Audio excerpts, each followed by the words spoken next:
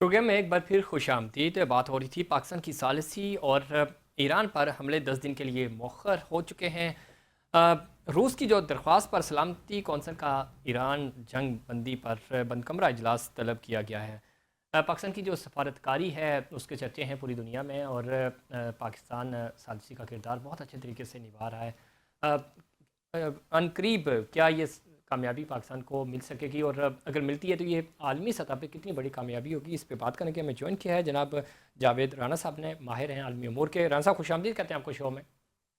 शुक्रिया। राना साहब किस तरह देखते हैं? एक तो ये कि पाकिस्तान ने बड़े बेहतरीन तरीके से स्टार्ट में तो शायद एक पॉलिसी का हिस्सा था, समझ नहीं आ रही थी मामला किस तरफ जा रहे हैं, पाकिस्तान का रोल क्या होगा, तनकीद भी हो रही थी। बट वक्त गुजरा और पाकिस्तान मैन पिलर के तौर पे सामने आया और मरकज़ बना हुआ है इस वक्त। सालिसी के हवाले से ईरान की तरफ से भी तशक्कुर किया जा रहा है और अमेरिका की तरफ से भी थैंक्स किया जा रहा है। किस तरह देखते हैं इस डिप्लोमेसी को? देखिए, मैं एक आपकी थोड़ी सी तफसील करते चलूं कि पाकिस्तान कोई सालिसी का रोल अदा नहीं कर रहा, एक सहूलतकारी का कर रहा है कि दोनों ममालिक के जो मैसेजेस हैं वो एक दूसरे को कम्युनिकेट किए जा रहे हैं। जी सालिसी का मतलब तो ये होता है कि दोनों तरफैन को आप सुने और कोई फैसला करें। तो पाकिस्तान की बेचारे की ये पोजीशन नहीं है कि हम अमेरिका और ईरान के दरमियान कोई फैसला करें। हम एक थोड़ी बहुत सहूलतकारी का जो है करने की कोशिश कर रहे हैं, हो नहीं पा रही।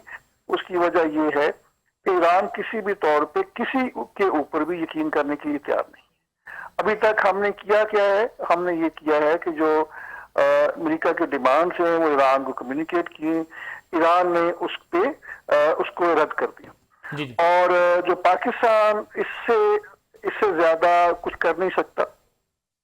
उसकी वजह यह है कि अगर ये जिस तरफ मामला चल रहे हैं इस वक्त, वो बड़ी खतरनाक सूरत हाल डेवलप होती जा रही है। अमेरिका जो है अपने 6-7 हजार जो मैरीन्स हैं, अपने फौजी जो हैं, वो हो सकता है कोई पैराशूट करे किसी ईरान का जो आइलैंड है उसके ऊपर किसी और उसके बाद वो एक किसी न किसी आइलैंड के ऊपर कोई ऑयल है उसके ऊपर शायद कब्जा करने की कोशिश करे। ईरान इस पूरी सूरत हाल को इस तनाजुर में देख रहा है कि अमेरिका जो है ये हमसे टाइम लेने की जो है वो कोशिश कर रहा है और इसी सलाह में ये हमारे ऊपर कोई भरपूर हमला करने वाला है।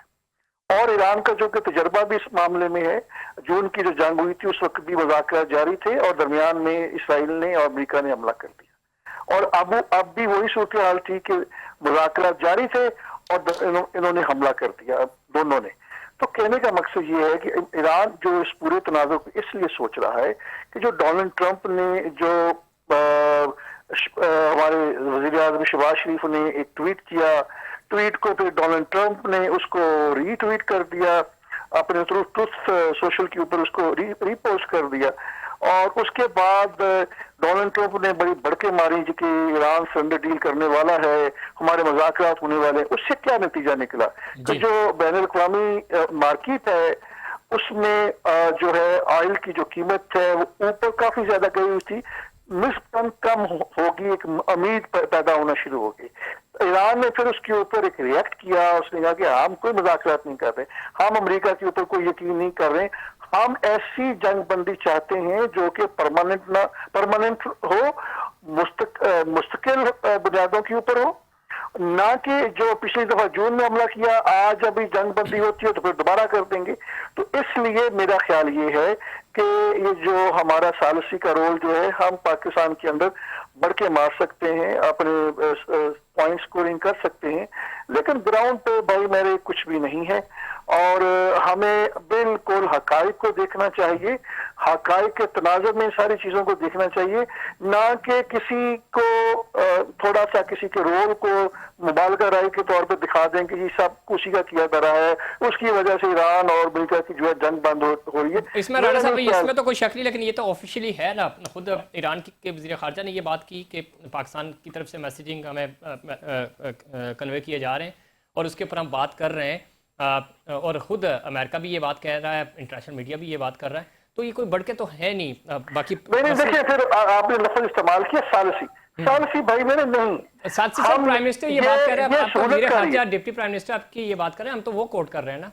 हाँ जो नहीं देखें, बात ये है ना कि यहाँ पे सरकारी ओहदेदार भी बढ़ तो के सरकार मारेंगे। की होगी ना, आपकी ये और ये मेरी सिर्फ बात तो नहीं, ये हम सरकार की देखिए, बात रखेंगे।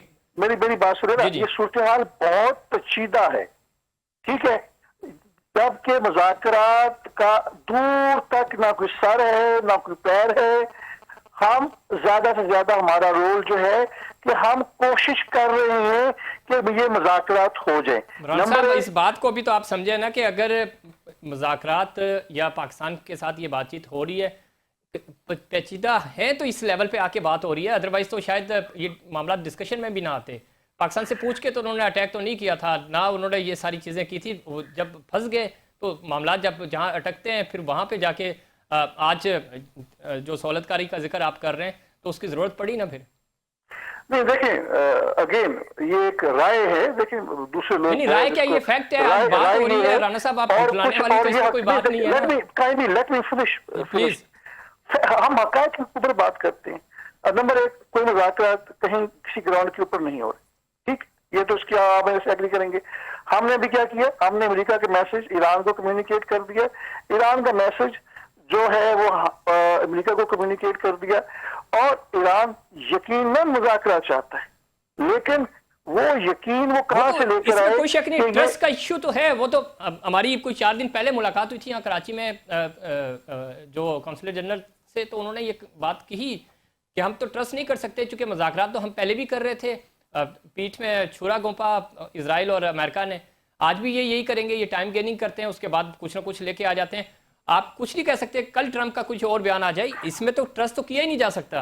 बट जो चीज़ें हैं ऑन द रिकॉर्ड वो तो है ना कि कम्युनिकेशन तो हो रहा है। लेकिन मेरा ख्याल ये कि अगर हम पाकिस्तान से थोड़ा सा बाहर निकले, मैं आपको खिते की जो बड़ी सूरत हाल है उसमें थोड़ा सा बात करना चाहूंगा। और वो ये है कि देखें, इस वक्त इसराइल ने कहा है कि अमेरिका मुज़ाकरात करना चाहता है, सौ बिस्मिल्लाह करें, हम इस जंग को बंद नहीं कर रहे। वो ना लबनान के ऊपर बंद कर रहे हैं, ना वो ईरान के ऊपर बंद कर रहे हैं। मतलब ये है कि फिर ईरान तो ऐसे किसी मुज़ाकरात की तरफ नहीं आएगा जहाँ पे जो शैतान आज़म है, जो इसराइल है, वो जंग बंदी के लिए तैयार नहीं है। उसने इसी पूरे चक्कर में अभी तक 1200 स्क्वायर किलोमीटर जो ईरान उसका लबनान का जो जनूबी इलाका है। साहब, आप बिल्कुल दुरुस्त कह रहे हैं। अगर तो इजराइल मान जाता तो आज तो ये जंगबंदी भी खत्म करके ट्रंप जो है वो नोबेल अवार्ड की तरफ चले जाते कि भाई मैंने एक और जंग रुकवा दी है। वो खुद ही जंग का आगाज करते हैं, खुद ही रुकवाते हैं। कि इसमें चूंकि अमेरिका बहुत बड़ा प्लेयर है, वो कोई नोबेल प्राइज का चक्कर नहीं, कोई इस बात को कोई भी बंदा जो है सीरियस नहीं लेता। अगर मिलना होता तो पहले भी जो उसने 7-8 जंगें जो है उसकी लिस्ट बनाई हुई कि मैंने बंद करवाई है, हमने भी उनको क्रेडिट दे दिया। हमारे वजीर आज़म ने जाके एक, मैं मज़ के साथ चाहूंगा कि बड़ी बेशर्मी से सलूट किया उसको गजा के ऊपर, जब गजा में अभी तक जो जेनोसाइड है वो जारी है। देखिए, हमें बड़ी ताकतों के हाथ में अपने आप को टूल नहीं बनाना चाहिए। मैं उन जो गजा पीस बोर्ड के हवाले से बात कर रहा हूँ। जो यहाँ का हमारा रोल है, ये हमारा एक इनिशिएटिव, अच्छा इनिशिएटिव है, लेकिन ये इसके ऊपर अभी कुछ भी ग्राउंड के ऊपर नहीं है। प्रपोजल्स डिस्कस हो रहे हैं। आज आकर अगर मुज़ाकरात होते हैं तो एक पॉइंट के ऊपर होंगे कि ईरान अपने न्यूक्लियर प्रोग्राम को खत्म नहीं करेगा, वो उसकी इनरिचमेंट को डिग्रेड कर लेगा। और दूसरी बात यह कि अमेरिका किसी किस्म की यकीन दहानी करा दे कि दोबारा हमला नहीं किया जाएगा। ये 2 पॉइंट्स हैं, बाकी मैक्सिमम पॉइंट्स दोनों तरफ से आएंगे, लेकिन वो काबिल कबूल नहीं होंगे किसी को भी। लेकिन देखें, इस वक्त जो सूरत हाल है अमेरिका की, जो अमेरिका इनफैक्ट गुज़श्ता 10-15 साल से सुपर पावर नहीं है, और ये it is one of the great powers along with Russia and China. इस जंग के बाद सूरत हाल यकसर बदल रही है, क्योंकि ये जो गल्फ स्टेट हैं, ये अमेरिका की मैशियत का ये जड़ है। अब ये जड़ जो है हिल गई है पूरी की पूरी, और ये पेट्रो डॉलर की जो सर्वाइवल है वो इन अरब ममालिक के तेल के ऊपर है, क्योंकि मोस्टली लोग ये पेट्रोल जो है या डीजल है या क्रूड ऑयल जो है वो डॉलर में खरीद रहे हैं, और उसकी वजह से अमेरिका के अंदर इन्फ्लेशन नहीं होती, क्योंकि हमेशा डॉलर की जो डिमांड होती है। जब यहाँ से ये तेल नहीं जाएगा, या हो सकता है कल अरब ममालिक जो है वो जो चाइना की करेंसी है उसमें मजीद उसको एक्सपेंड कर दें, उसमें जो है ट्रेड करना शुरू कर दें, तो अमेरिका का इस वक्त सत्यानाश हो रहा है और होने वाला है। ईरान ने जो ट्रिलियंस ऑफ डॉलर्स की उनकी जो मिलिट्री बेसिस हैं उसको डैमेज कर दिया है और कुछ तो बिल्कुल नकारा हो चुकी हैं। तो इस वक्त मुझे ये लग रहा है कि अमेरिका जो है इस खित्ते से जा रहा है, क्योंकि वो दोबारा इतने पैसे नहीं लगाएगा इन मिलिट्री बेसिस को रीस्टैब्लिश करने के लिए। ठीक, अब दो इसमें चूंकि ऑप्शन वक्त खत्म हो रहा है राना साहब, लेकिन अमेरिका तो चाह रहा है, इशू तो इसराइल का ही आ रहा है ना। इसराइल अभी भी खुश नहीं है, वो ये चाहता है कि इस जंग को थोड़ा सा लंबा किया जाए। रशिया और चाइना तो नहीं चाहेंगे ना, क्योंकि अगर ये खित्ता डिस्टर्ब रहेगा तो चाइना बैकफुट पे जाएगा, रशिया को भी नुकसान हो सकता है। तो आप नहीं समझते कि प्रेशर तो बिल्ड हो रहा है इसके ऊपर, बट इसराइल को कैसे बैकफुट पे लाया जाए ताकि कन्विंस किया जाए? अमेरिका कोशिश कर रहा होगा, या उनकी जो लॉबी है, उनके जो थिंक टैंक्स हैं, वो उसके ऊपर बात कर रहे होंगे यकीनन। देखिए, इसराइल ने सिर्फ एक वजह से अभी तक जो इंटरनेशनल लूज किया है वो इंटरनेशनल पब्लिक ओपिनियन है। वो अमेरिका के अंदर अब इसराइल को बिल्कुल मुद्दा इल्जाम ठहराया जा रहा है कि ये अमेरिका की जंग नहीं है, इसराइल की जंग है, और इसराइल ने डोनाल्ड ट्रंप को इस्तेमाल करके ये जंग लड़ी है। मैं समझता हूँ कि आने वाले सालों में, महीनों में जब भी ये हुकूमतें आएंगी उसमें इसराइल को वो सपोर्ट नहीं मिलेगी जो ट्रेडिशनली मिलती रही है। इसराइल को इस बात का बिल्कुल अदराक है और इसी वजह से इसराइल ने डेस्परेटली डोनाल्ड ट्रंप को यूज किया है, क्योंकि अगर वो अमेरिका को इस वक्त इस्तेमाल ना करते तो आने वाले सालों में शायद ये बहुत मुश्किल हो जाता। वक्त खत्म हो गया मेरे पास, अगले किसी प्रोग्राम में जरूर हम आपको मौका देंगे। नाज़रीन, ये था हमारा आज का प्रोग्राम। उम्मीद करता हूँ दीगर प्रोग्राम्स की तरह आज का प्रोग्राम भी आपको पसंद आया होगा। मुझे और फ्रंट की पूरी टीम को दीजिए इजाज़त। अल्लाह निगहबान।